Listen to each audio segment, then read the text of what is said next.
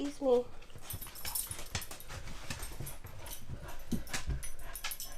What do you think he's doing? We're currently at the Getaway House in Catskill, New York.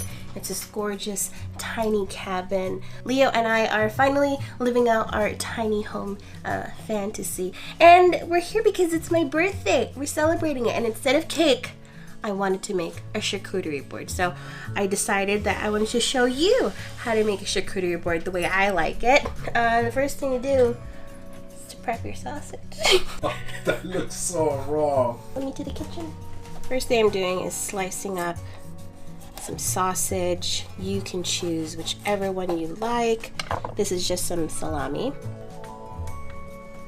I'm gonna put some prosciutto slices and chorizo on other parts of the board. 4 slices of meat like this. I like to do a little cone. Just kind of wrapping it up like that. You're just kind of folding it into itself. You have a little cone. Boop. Here in our little fridge, got a bunch of cheese. It's so stinky in here. It smells like ass. When I'm making these boards, I like to think of the number 3, okay? A nice trio. 3, 4, 5. So I have 3 different types of meat. I also like 3 different types of cheese. Rude. I like to go with a blue, a hard or semi-hard cheese, and then a nice soft, super stinky cheese. That is mandatory. So here I have one of my favorites. This is the Kerrygold Cashel Blue. This is a nice raw cow's milk cheese, and then the I forget what this is called. Saint Albret. Look for a nice soft cheese, maybe a brie, you know, a triple creme is really nice, camembert, port salut, whatever you find. And if you don't know what type of cheeses to get, ask. It's always nice to open your mouth and you shall receive. Just like to cut the bigger pieces in half. You can always pick up some more.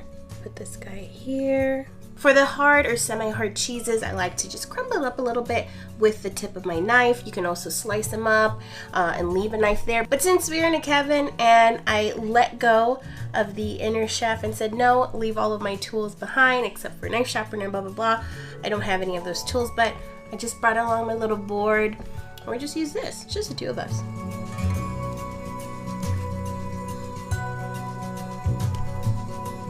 Trying to use the least amount of water as possible while staying here, but just give your fruits a rinse.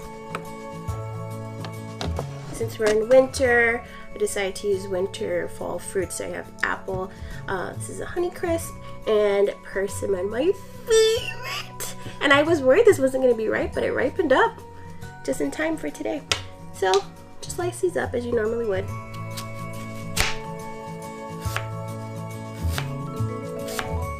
Make sure you have a little acidity on hand, lemon, in this case I have a lime, just to prevent the apple from browning. It also gives it a nice little tartness. It's so good, I just had a little nibble. Along with fresh fruit, I also like dried fruit, so I have some dried figs and apricots. I like boards that are full. Look how pretty the little seeds are. Apricots, I leave them whole. You also need something crunchy. You can slice up a baguette. I like these seeded crackers. So this is a mix of cranberry and pumpkin seed. Oh, so good. Finally, I like to add a little bit of sweetness, maybe some jam. Usually they sell little membrillo. What's that called? Quince, like quince jam. When the fruit is boiled down, it becomes pink and very sweet. I'm gonna use some cherry habanero jam. This is from our friends at Wright's Farm, and one of my favorite things in the whole world, honey from Honey Ridge Farms. This is their raw honey. So nice. So you could use whatever you'd like.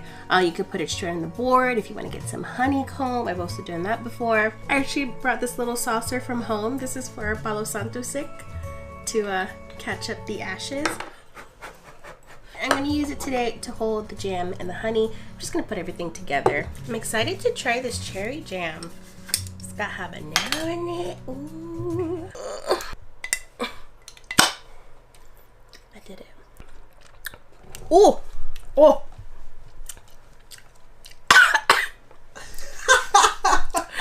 It's good. It's so good. But I didn't expect it to be that spicy.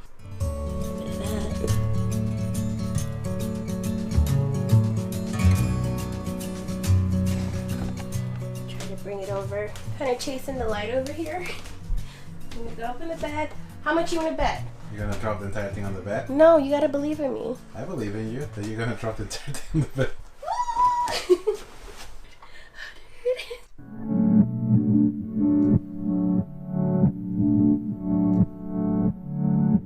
This is 1,000 times better than a birthday cake.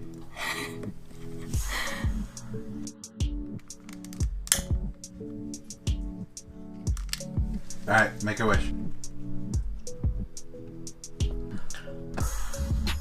I hope you've enjoyed this. It's super easy to make when you don't really want to prepare a meal. You just want a quick lunch, chat with your friends, have a little birthday in the cabin in the middle of nowhere.